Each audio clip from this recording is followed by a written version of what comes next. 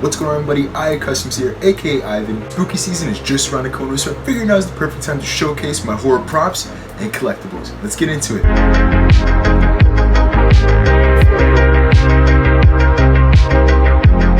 Boom! Starting off, we're going to start off with this Halloween Kills vinyl record soundtrack. I don't have the biggest collection of vinyls, but I do love collecting them. I appreciate just the whole artwork and everything about it.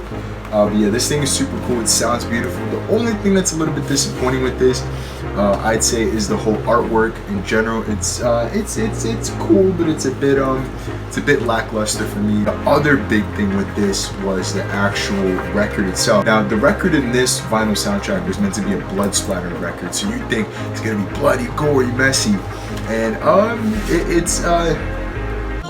you gotta be fucking kidding me. It just looks like a bunch of cranberries. I see Mickey Mouse throughout here. This is not blood splatter. Next in the horror collection is some Funko Pops. I'm not the biggest Funko Pop collector. I completely understand it and I do enjoy them. The very few that I do have. These two were actually a gift from my oldest nephew. Shout out to you, Josh. Thanks again.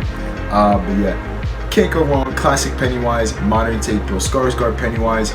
One of my favorite recent horror films. They spice up the room a little bit, and yeah, these are super cool to have, super cool to display. I think that's about it in terms of the horror collectibles. I don't think I'm missing anything.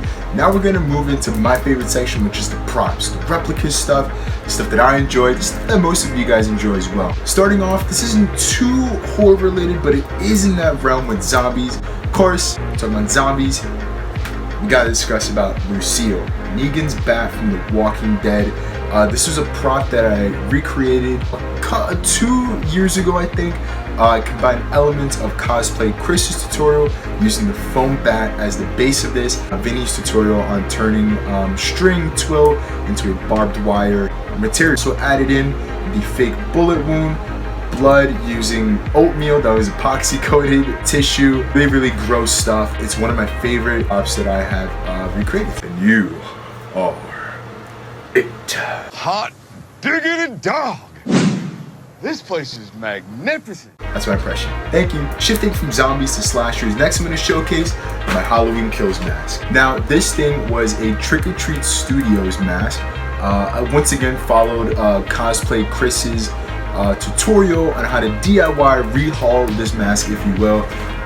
This is one of the first ever latex masks that I rehauled. A bit tricky in terms of painting latex and all that, but I think I did a pretty decent job for this. One of the things I'm most proud of, which is really small, is just the fade from the Kirk mask up to the classic white fish belly white Michael Myers mask. Addressing the elephant in the room, I have a bit of a longer oblong face shape.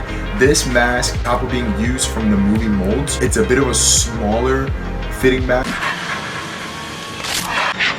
This does fit a tiny bit bigger than the actual 2018 version mask, but this still is a little bit smaller in my head. Unfortunately, I do hear that the Halloween Ends mask is significantly bigger, so hopefully that thing fits. I'm really looking forward to getting that. And the 78 mask that Trick or Treat Studios as well is supposed to be a lot bigger than the 2018 and Kills mask. Overall, decent paint job, definitely a lot of improvements I could do on this, but it's a cool display piece to have in the man cave.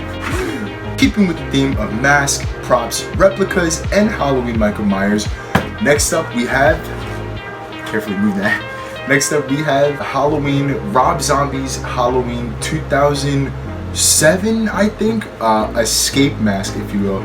This was a custom mask that I fully created from scratch for a friend of mine. Big inside joke. Super proud of this thing. It's a very underrated mask. You know, of course we have our classic Myers mask, but this mask always does hold a special place in my heart. It was real threatening in his whole prison escape scene, and that scene was brutal, as we all know and love from the Halloween franchise. I love this thing so much, and I'll throw it on for you guys.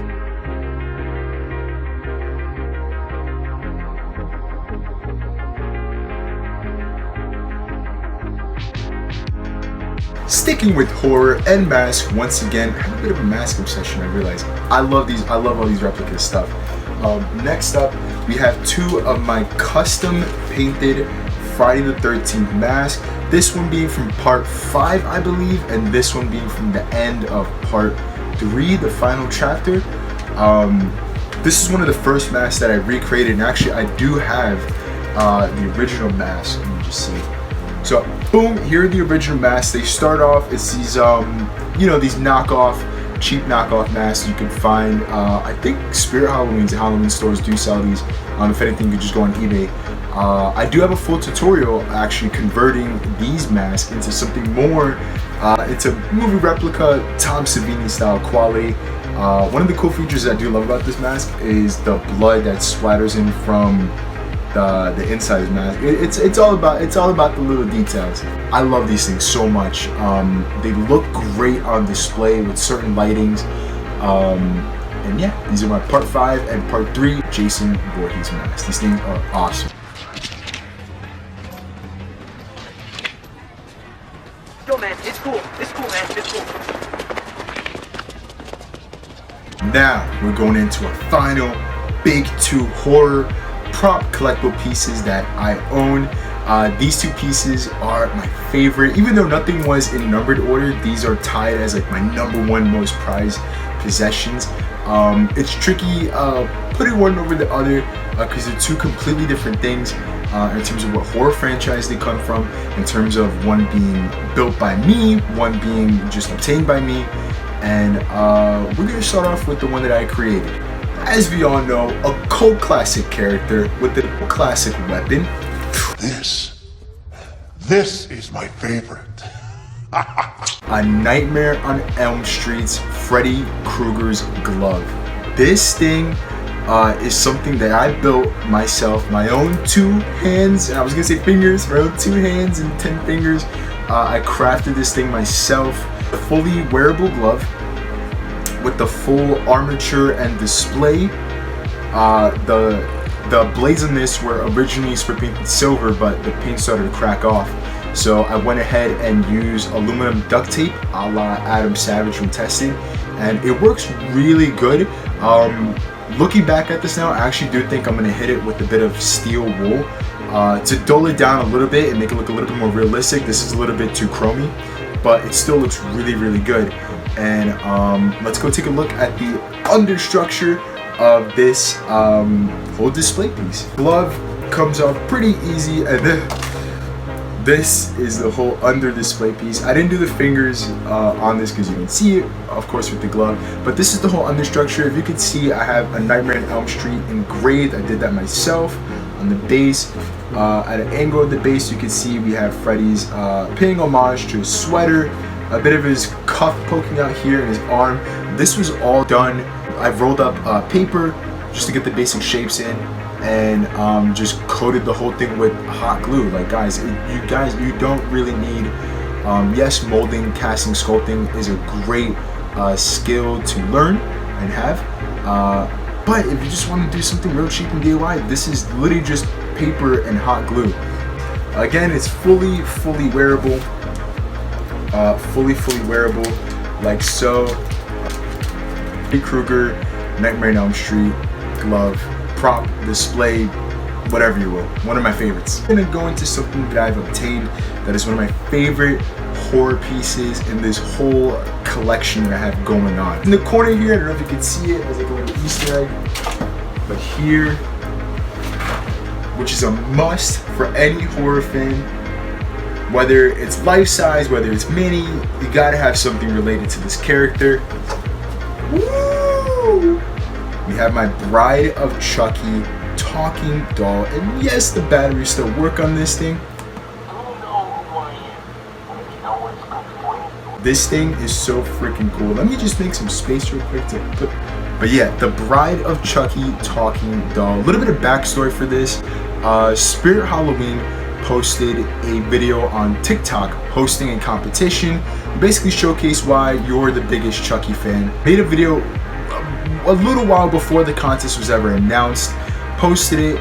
One of my favorite videos I've done.